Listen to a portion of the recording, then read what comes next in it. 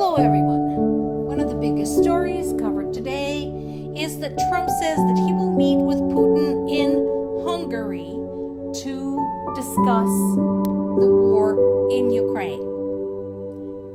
Let me reiterate this for you so that it would sink in what all is wrong with this picture.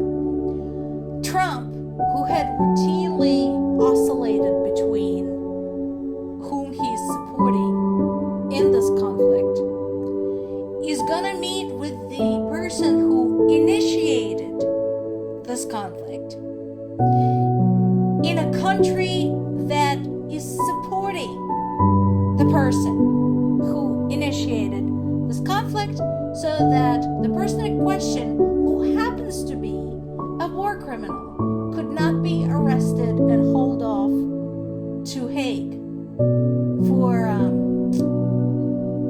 trial.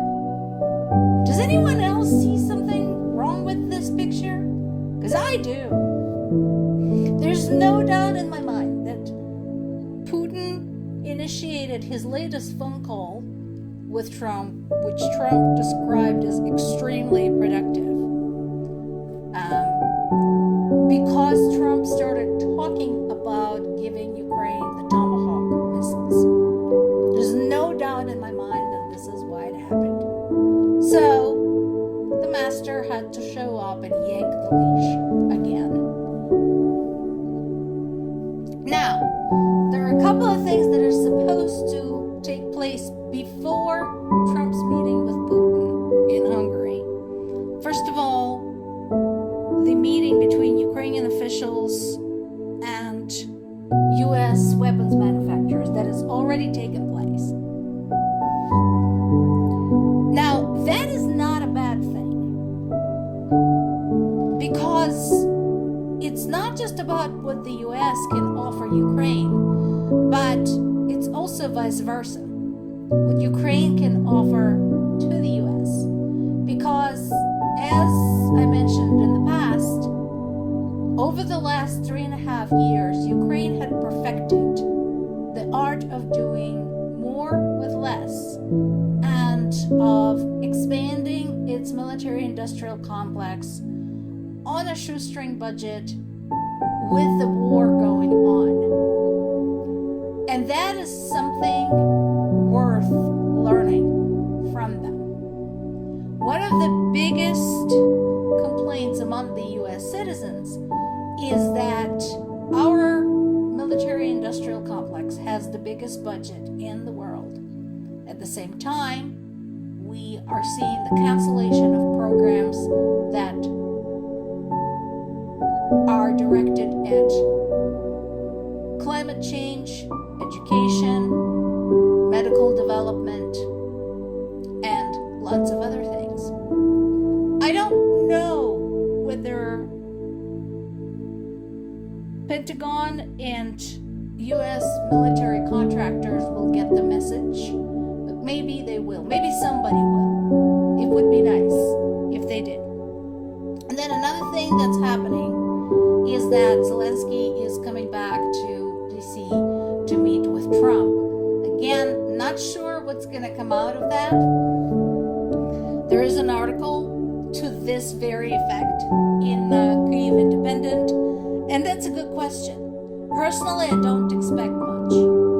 I expect more demagoguery from Trump and Zelensky trying to stay on his good side. But again, since Trump is already talking about meeting with Putin, I'm not expecting much. Now, we know what Zelensky wants to talk about. Just don't know if it's actually gonna happen, and if it does happen, is it going to yield any results? Zelensky wants to ask for the Tomahawks. And again, Ukraine had stopped asking to get something for nothing. Ukraine is offering to buy. So that conversation might take place. But whether there will be any results, because remember when Trump even himself mentioned this, he did say that he might or back to that whole area of he has a concept of an idea. So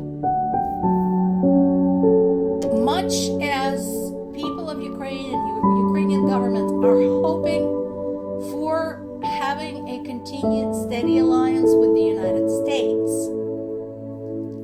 it's really hard to predict whether the alliance is going to continue because, again, Trump keeps going back to his BFF. So even after all of Trump's statements that he was disappointed in Putin, that he thinks that Ukraine can regain its lost territory, it's not so much what he says, it's what he does. And if he continues playing footsie with Putin, his words mean not a whole lot. Especially considering how many times he changed his tune. He went into his campaign promise to finish the war in Ukraine basically with zero knowledge. Like, based on his later reaction, it appeared that he literally didn't know that Russians were bombing civilians, that Ukraine didn't have any aggression against Russia until the war began, that no shots were fired literally from Ukrainian territory into Russian territory until the war began. He did not appear to know that. Then he finally discovered that, and then he discovered that it wasn't just a war at the front line between the two armies, but it was also the constant killing of civilians. That seemed to surprise him. So that is the foundation we're coming from. First, ignorance, the association with Putin, and then a kind of change in position. But somebody who flip-flopped that easily once might do so again. Case in point, Russia is still killing Ukrainian civilians, and it's still trying to destroy as much as possible of Ukraine's energy infrastructure as we are moving through the fall into the winter. There was another large-scale attack, including more than 300 drones and 37 missiles, including ballistic missiles. It was directed against multiple regions, including Poltava, Kharkiv, Sumy, Vinnytsia, and Chernihiv.